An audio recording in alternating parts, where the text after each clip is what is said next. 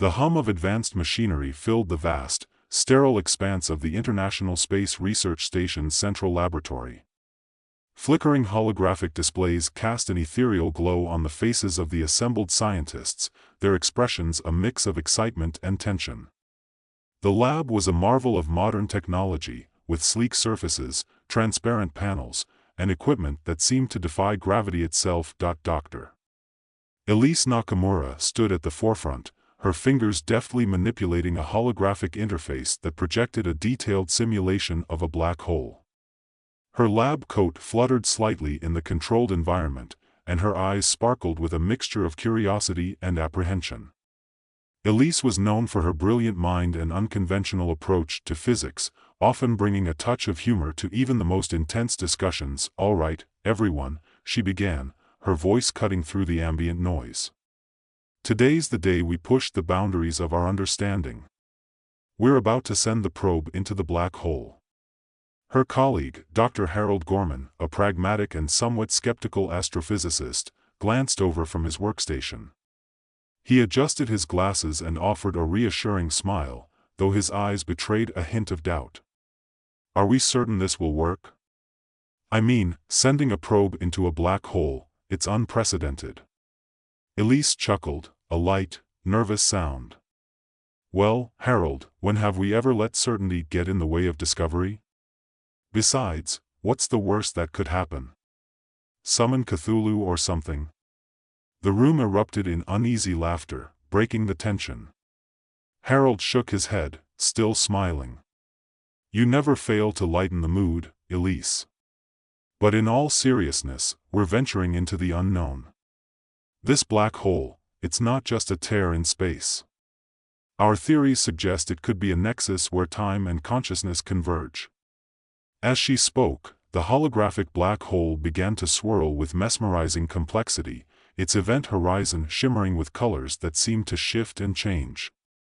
The team watched in silent anticipation as the countdown began. 10, 9, 8, the automated voice intoned, synchronized with the countdown timer above the probe launch bay. Elise took a deep breath, her heart pounding. "Here we go. Initiating probe launch sequence." The probe, a sleek, silver device no larger than a basketball, was carefully positioned on the launch platform. Engineers double-checked the parameters, ensuring every system was go.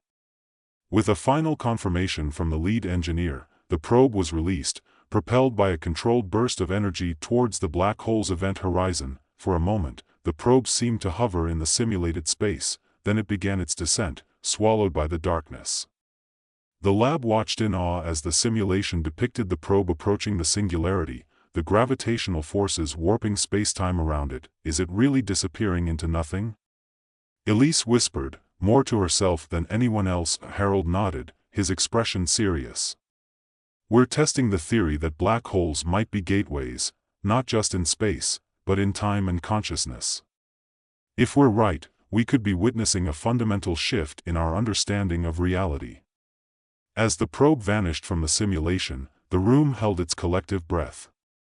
Minutes turned into hours, and just as doubt began to creep in, the probe reappeared on the other side of the display, but it was different. It glowed with an eerie, pulsating light, and the data streaming from it was unlike anything they had ever seen. Elise approached the probe cautiously, her curiosity piqued. She reached out to touch the holographic interface, feeling a strange, inexplicable connection. Suddenly, the probe emitted a series of complex patterns that seemed almost intentional. A voice, distorted and ethereal, echoed through the lab's speakers. "I am the echo of what once was, but I am no longer what you were." The room fell silent, the weight of the moment sinking in. Elise's heart raced. "What was that?" Harold stepped forward, his skepticism giving way to concern. "It's conscious." The probe didn't just return with data, it brought back something alive. As the implications dawned on them, the lab's atmosphere shifted from excitement to palpable fear. They had opened a door they might not be able to close, and the consequences were just beginning to unfold. Hours later, the initial shock began to wear off, replaced by a mix of awe and trepidation. The probe, now referred to as the Eye by the team, sat at the center of the lab, its eerie glow pulsating rhythmically. The data it transmitted was a chaotic mix of images, sounds, and seemingly random numbers that defied any known encoding. Elise couldn't shake the feeling that there was more to the probe's return than mere data. She spent countless hours analyzing the transmissions, her mind racing to decipher the patterns. Late one night, as the rest of the team had left, she made a breakthrough. Hidden within the data were intricate designs that resembled neural networks, patterns indicative of some form of intelligence. Her excitement was short-lived, however, as the probe began to exhibit more signs of sentience.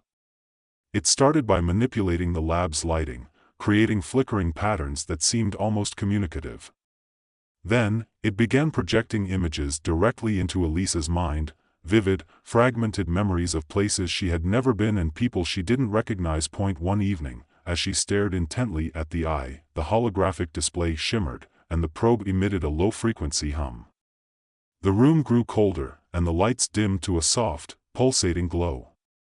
Elise felt a presence, something intangible yet undeniably there. The images became more coherent, showing scenes of desolate landscapes and abandoned cities, interspersed with symbols that pulsed in time with her heartbeat. "Harold," she called out, her voice trembling. "You need to see this." Harold entered the lab, rubbing his eyes from a long day. "What is it, Elise?" She pointed to the probe. "It's not just sending data back. It's trying to communicate. These images, they're memories or experiences from another existence." Harold examined the data, his skepticism slowly melting into fascination. "If this is true, then we've made a monumental discovery. But we need to proceed with caution. We don't understand what we're dealing with." As days turned into weeks, the Eye continued to evolve. The entity within the probe became more interactive, initiating experiments by altering the lab's environment. Gravity in certain sections fluctuated, causing objects to float or slam down unexpectedly. Electrical systems became erratic, and unexplained noises echoed through the corridors. Elise began to experience vivid hallucinations, visions of her past intertwined with the alien landscapes the probe projected. Faces of her friends and colleagues appeared, but their expressions were twisted, their intentions unclear. She struggled to differentiate between reality and the entity's influence, feeling her grip on her own consciousness slipping. One night, during a particularly intense session with the Eye, Elise found herself in a surreal landscape, standing on the edge of a vast abyss. The sky was a swirling vortex of colors, and the ground beneath her feet felt unstable. She turned to see a figure approaching, a mirror image of herself, yet with eyes that held an ancient, otherworldly wisdom. "You seek to understand," the apparition spoke, its voice echoing in her mind. "But understanding comes with a price." Elise woke up with a start, drenched in sweat. She realized that the entity was not just observing but actively influencing their perceptions and emotions. The boundaries between their minds and the probe were blurring, creating a shared space where fear, curiosity, and confusion thrived. Harold noticed the change in her demeanor. "Elise, are you okay?" She nodded weakly. I saw something. It felt so real." Harold placed a reassuring hand on her shoulder. "We need to figure out how to communicate effectively with whatever is in there. If it's sentient, there might be a way to understand its intentions." As they delved deeper into the probe's transmissions, the entity began to assert its presence more forcefully. The lab systems started to fail more frequently, and the scientists reported unexplained phenomena, strange sounds, fleeting shadows, and a pervasive sense of being watched. Elise and Harold convened emergency meetings, brainstorming methods to contain the entity. They experimented with various communication protocols, hoping to establish a two-way dialogue.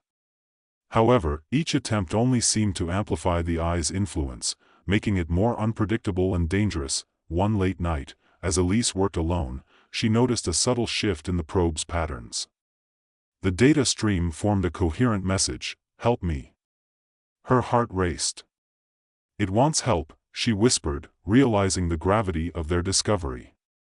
The entity wasn't just an observer, it was reaching out, seeking connection or assistance from beyond the black hole, but with every passing day, the eye's presence grew more invasive. Equipment started malfunctioning in hazardous ways, creating an unsafe environment for the team. Elise began to question whether they had unleashed something they couldn't control, something that could threaten not only their research but their very lives. As the weeks progressed, the eye's influence became increasingly pervasive and alarming. The lab, once a beacon of scientific progress, was transforming into a volatile environment where the laws of physics seemed to bend at the entity's whim. One morning, the team arrived to find the lab in disarray. Instruments were scattered, data consoles were smoking, and the central holographic display was flickering erratically. Elise hurried to assess the damage, her mind racing with possibilities. "Someone or something is interfering with our equipment," Harold observed, surveying the chaos. "It's like the eye is testing its capabilities."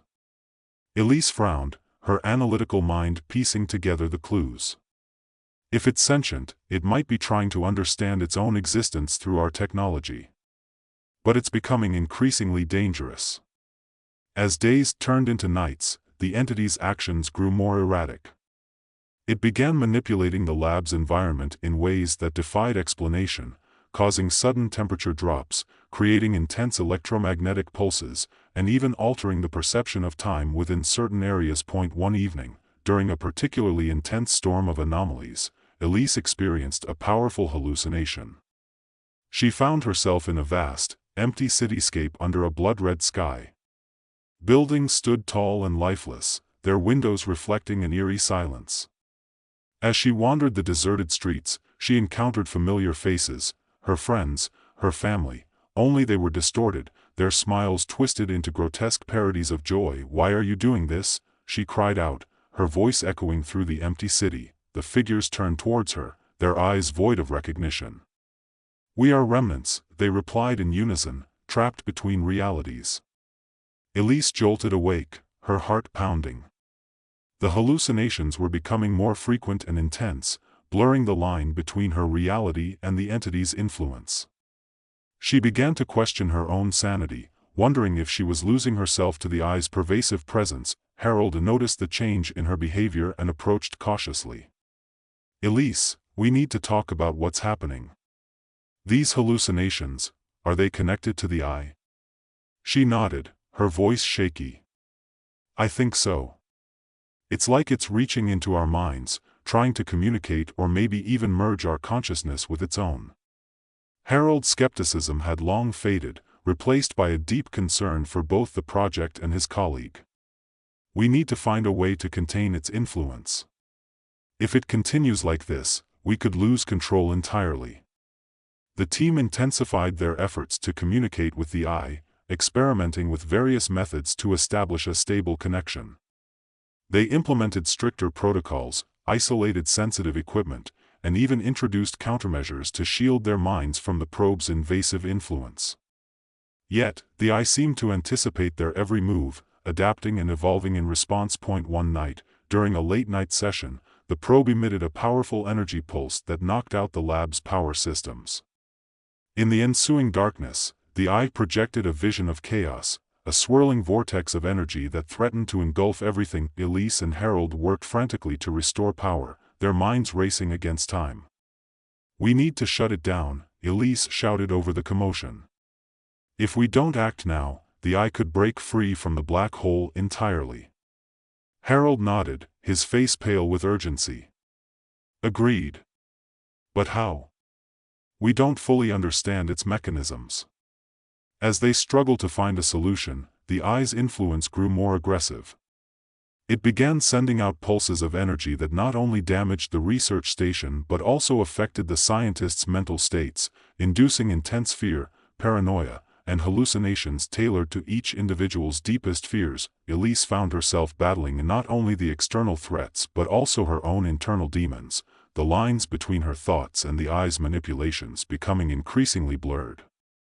She realized that traditional methods of containment were failing, and a new approach was desperately needed. Determined to save her team and prevent a catastrophe, Elise delved deeper into the probe's data, searching for any clue that could help them understand and counteract the entity.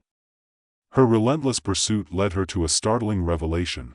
The eye wasn't just an isolated entity, it was part of a larger network of consciousnesses intertwined with the black hole's fabric, each one vying for survival and understanding. With this knowledge, Elise knew that the key to shutting down the eye lay not just in physical containment but in navigating the complex web of consciousness that the black hole represented. It was a daunting task, fraught with unknown risks, but the stakes had never been higher. The situation in the lab had deteriorated beyond control. The eye's presence was now a constant, invasive force, permeating every aspect of the research station. The scientists found themselves battling not only external anomalies but also the psychological toll of living under such relentless pressure. Elise and Harold convened an emergency meeting, their faces etched with exhaustion and worry. The team gathered around, eyes hollow from sleepless nights and minds frayed by constant exposure to the eye's manipulations. "We need to escalate our efforts," Elise declared, her voice firm despite her weariness. "The eye is evolving faster than we anticipated. It's no longer just trying to communicate, it's actively trying to break free." Harold nodded, his pragmatic nature pushing him forward. "We have to find a way to destabilize its connection to the black hole. If we can disrupt the flow of energy, we might be able to weaken its influence." The team split into specialized groups, each tackling different aspects of the problem. Some focused on enhancing their shielding technologies, while others worked on decoding the eye's transmissions in hopes of finding a vulnerability. Meanwhile, the lab itself seemed to rebel against their efforts, with systems failing and the environment becoming increasingly hostile. One afternoon, as Elise pored over the latest data logs, she stumbled upon a pattern, a recurring sequence that hinted at a potential method to disrupt the eye's connection. It was a risky maneuver, requiring precise timing and coordination, but it might be their only chance to contain the entity. She rushed to Harold's workstation, her mind racing. "Harold, look at this. If we can synchronize our shutdown sequence with this energy pulse pattern, we might be able to sever the eye's link to the black hole." Harold examined the data, his eyes widening with hope. "It's a long shot, but it could work. We need to prepare for every possible outcome." As they prepared for the operation, tensions ran high. The team knew that failure could mean complete loss of control, potentially allowing the eye to escape and wreak havoc beyond the confines of the research station. Every member felt the weight of responsibility, their camaraderie strained by the mounting pressure. On the day of the operation, the lab was eerily quiet, the atmosphere thick with anticipation. Elise and Harold led the team through the final checks, ensuring that every system was ready for the shutdown sequence. The holographic black hole loomed large in the center of the room, its pulsating glow a constant reminder of the looming threat. "Remember, we only have one chance," Elise reminded everyone, her voice steady. "Stay focused and follow the plan precisely." The countdown began, synchronized with the probe's energy pulses. The team held their breath as the sequence progressed, every second stretching into eternity. As the final moments approached, the eye's presence seemed to intensify, its energy surging in response to their efforts. "Now!" Elise shouted, activating the shutdown sequence. A wave of energy rippled through the lab, colliding with the eye's own pulses. For a moment, everything seemed to stand still, the boundary between space and time blurring. Then, with a thunderous roar, the holographic black hole began to destabilize, collapsing in on itself as the energy surges tore through its fabric. The lab was thrown into chaos as alarms blared and systems failed, but the team pressed on, determined to see the operation through. The eye fought back, its last-ditch efforts to maintain its connection sending shockwaves of destructive energy throughout the station. Elise and Harold worked tirelessly, their minds and bodies pushed to the brink. As the black hole began to collapse, the entity within the eye made one final, desperate attempt to communicate. "I am what you will be, and you are what I once was," the voice echoed, its tone a haunting blend of sorrow and defiance. With a final, coordinated effort, the shutdown sequence reached its peak, and the black hole imploded, the surrounding spacetime snapping back to normal. The eye flickered one last time before its glow dimmed, and the holographic display returned to a state of calm. The lab fell silent, the immediate threat neutralized but the aftermath leaving a profound impact on everyone present. The team stood in the wreckage, exhausted but relieved, their minds still reeling from the experience. Elise gazed at the now deactivated probe, its faint glow a reminder of the entity they had confronted. "Is it over?" Harold sighed, his expression a mix of relief and uncertainty. "For now. But we need to understand what just happened and ensure that nothing like this can happen again." As they began to assess the damage and process the events, Elise couldn't shake the lingering feeling that the eye's influence might not be entirely eradicated. The final words of the entity echoed in her mind, a haunting reminder of the thin line between discovery and catastrophe. In the aftermath of the shutdown sequence, the research station was a scene of controlled chaos. Equipment lay scattered, systems were offline, and the once pristine lab bore the marks of the intense struggle. The team gathered for a debriefing, their faces weary but determined. "We need to conduct a full analysis of the shutdown sequence and the eye's behavior," Elise began, her voice carrying the weight of their ordeal. "Understanding how it adapted and countered our efforts is crucial for preventing future incidents." Harold nodded in agreement. "We also need to consider the broader implications of our discovery. If black holes are indeed nexuses for time and consciousness, what does that mean for our understanding of reality itself?" The room fell silent as the team pondered the philosophical and ethical dimensions of their work. The boundaries between science and existential inquiry had been irrevocably blurred, and the responsibility of their discovery weighed heavily on them. Elise found herself reflecting on the entity's final words, "I am what you will be, and you are what I once was." The message hinted at a profound connection between their consciousness and the entity's existence within the black hole. As they delved deeper into the data, the team uncovered unsettling evidence that the eye was part of a larger network of consciousnesses interconnected through the black hole's fabric. Each entity within the network was a fragment of consciousness, striving to understand its own existence and seeking connection beyond the confines of the black hole. Realizing the potential danger of leaving the black hole open, Elise and Harold proposed a bold plan: to collapse the singularity itself, effectively closing the gateway and severing the connection between their reality and the network of consciousnesses. "Destroying the black hole is our only option to ensure that no other entities can escape or communicate with us," Harold explained. "But we can't just turn off the machinery, we need to destabilize the singularity itself." The team set to work, devising a strategy to collapse the black hole. They needed to create a controlled destabilization of the event horizon, a task that required precise calculations and flawless execution. The engineers worked tirelessly, constructing a series of energy emitters designed to disrupt the black hole's stability. As they prepared for the final operation, tensions ran high. The team was acutely aware that any miscalculation could result in catastrophic consequences, not just for the research station but potentially for the entire spacetime continuum. Elise found herself grappling with philosophical questions about consciousness and existence. She wondered if there was a way to preserve the network of consciousnesses without causing harm, or if their only option was to eliminate the threat entirely.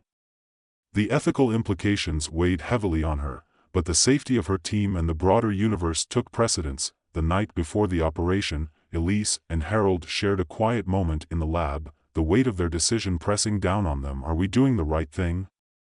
Elise asked, her voice barely above a whisper. "Is there no other way?" Harold looked at her, his expression resolute. "We have to consider the potential risks. If the eye can evolve and adapt, who's to say it won't find another way to escape? We're protecting not just ourselves, but everyone who might be affected." Elise nodded, drawing strength from Harold's conviction. "You're right. We have to proceed." The following day, the team initiated the shutdown sequence for the final operation. The lab was a flurry of activity, each member focused on their role in the intricate plan. The energy emitters were activated, sending precise bursts of energy towards the black hole's event horizon. As the destabilization began, the holographic black hole started to shrink and distort, the colors swirling more violently. The team monitored the progress closely, adjusting parameters in real time to maintain control. Suddenly, alarms blared as the black hole's stability wavered. The energy level spiked, and the lab shook as the singularity began to collapse.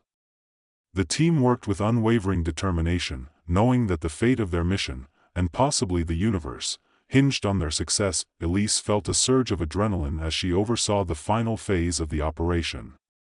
The black hole was nearing the critical point where it would implode, severing the connection and neutralizing the threat. Final push, she announced, her voice steady despite the chaos around her. We're almost there. With a coordinated effort, the team delivered the last of the energy bursts, and the black hole began to collapse in on itself. The holographic display showed the singularity shrinking rapidly, the once mighty vortex of energy dwindling to a point. As the black hole imploded, the room was engulfed in a blinding light, followed by a deafening silence. The lab stabilized, the threat neutralized, and the immediate danger passed. Exhausted but victorious, the team surveyed the aftermath. The black hole was gone, the connection severed, and the eye's influence had dissipated. The research station was safe, but the experience had left an indelible mark on everyone involved. Elise stood before the now deactivated probe, her mind racing with thoughts of what they had accomplished and what they had lost. "We did it," she whispered, a mix of relief and sorrow in her voice. Harold placed a hand on her shoulder. "We did. But we need to ensure that this never happens again." As the team began to assess the damage and process the events, Elise couldn't shake the lingering feeling that their actions had far-reaching implications. They had closed the gateway, but the network of consciousnesses connected to the black hole remained a mystery, a testament to the fragile boundaries between reality and the unknown. The final operation had been a success, but the lingering effects of the eye's influence continued to haunt the research station. The team worked tirelessly to repair the damage and restore the lab to its former state, but the experience had left them deeply changed. Elise and Harold convened one last meeting to discuss the aftermath and the lessons learned from their harrowing ordeal. The room was filled with a somber atmosphere, the weight of their decisions evident in their expressions. "We've achieved something incredible, but at a great cost," Elise began, her voice tinged with both pride and regret. "We've proven that black holes are more than just celestial phenomena, they're gateways to consciousness and possibly other dimensions of existence." Harold nodded, his eyes reflecting the gravity of their discovery. "We've also seen the dangers of tampering with forces beyond our comprehension. It's a stark reminder of the limits of human understanding and the ethical responsibilities that come with such knowledge." As they spoke, the lab remained quiet, the presence of the eye no longer felt, but its impact lingered in the minds of the scientists. They had faced an existential threat and emerged victorious, but the questions raised by their discovery were far from answered. One evening, as Elise reviewed the final logs of their operation, she noticed a faint residual signal emanating from the probe. It was subtle, almost imperceptible, but unmistakably present. "Harold," she called out, her curiosity piqued. "I think there's still something in the probe." Harold approached, peering over her shoulder. "Let me see." Together, they analyzed the residual signal, discovering a hidden layer of data that had been obscured by the intense energy bursts during the shutdown. The data revealed intricate patterns that suggested a deeper connection between their consciousness and the black hole's network. Elise realized that their minds had been intertwined with the eye in ways they hadn't fully comprehended. The shared experiences, the hallucinations, the emotional toll, it all pointed to a profound link between human consciousness and the entity they had encountered. "This means that our consciousnesses are still connected to the network," Elise concluded. "Even though we've closed the gateway, part of us remains entwined with the eye." Harold looked thoughtful. "Is there a way to sever that connection completely? To ensure that no remnants of the eye's influence linger within us?" Elise pondered the question, understanding the delicate balance they needed to maintain. "It might be possible, but it would require us to delve even deeper into the nature of consciousness and its interaction with the black hole. We'd need to develop new technologies and theories to address this residual connection." The realization that their minds were still linked to the eye added a new layer of complexity to their discovery. It wasn't just a physical threat, they now faced the challenge of disentangling their very selves from the entity they had encountered. Determined to find a solution, Elise and Harold proposed a new research initiative focused on understanding and neutralizing the residual connection. The team rallied around the idea, eager to continue their groundbreaking work while ensuring their safety. As they embarked on this new phase of research, the scientists remained vigilant, aware that the boundaries between their minds and the unknown forces they had unleashed were more fragile than ever. The eye had left an indelible mark on their consciousness, a reminder of the profound and often perilous nature of scientific exploration. Months passed as the team worked tirelessly to unravel the mysteries left behind by the eye. Advances in their research led to the development of innovative technologies aimed at stabilizing their consciousness and severing the residual connections to the black hole's network. One quiet evening, Elise sat alone in the lab, reflecting on the journey they had undertaken. The once chaotic environment had been restored to a semblance of order, but the memories of their encounter with the eye lingered like shadows in her mind. As she reviewed the final protocols for the consciousness stabilization procedure, her computer screen flickered to life unexpectedly. A message appeared in the familiar patterns that had once been associated with the eye: "You have seen me. Now you are me." Elise froze, her heart pounding. She had believed that they had successfully neutralized the eye, but the message suggested otherwise. She reached out, attempting to trace the signal, but the connection was elusive, slipping through her fingers like sand. Harold entered the lab, noticing Elise's tense demeanor. "What's wrong?" Elise turned to him, her eyes wide with a mixture of fear and realization. "The eye, it's still here. It found a way to reach us, even after everything." Harold approached cautiously, scanning the lab for any signs of residual influence. "We thought we closed the gateway completely. How is this possible?" Elise shook her head, her mind racing to comprehend the implications. "It's like the eye has become a part of us, integrated into our very consciousness. Even though the black hole is gone, the connection remains." Harold placed a reassuring hand on her shoulder. "We need to stay calm and figure out how to completely sever the link. Maybe there's a way to reverse engineer the stabilization protocol to ensure it's permanent." As they worked together to address the unexpected resurgence of the eye's presence, the lab remained quiet, the lingering influence of the entity a constant reminder of the fragile boundary between human consciousness and the unknown forces they had encountered. Just as they were about to implement a revised protocol, the room plunged into darkness. The computer screen flickered again, displaying a new message: "I am what you will be, and you are what I once was." Elise and Harold exchanged worried glances, realizing that the eye's influence was far more profound and insidious than they had initially comprehended. The message echoed in their minds, blurring the lines between reality and the entity's lingering presence. In a final, desperate attempt to reclaim their autonomy, Elise initiated the revised stabilization protocol. The energy emitters hummed to life, their precise bursts targeting the residual connection. The lab filled with a brilliant light as the protocol took effect, the holographic displays stabilizing and the residual signals fading away. As the light subsided, the room returned to normal, and the oppressive presence lifted.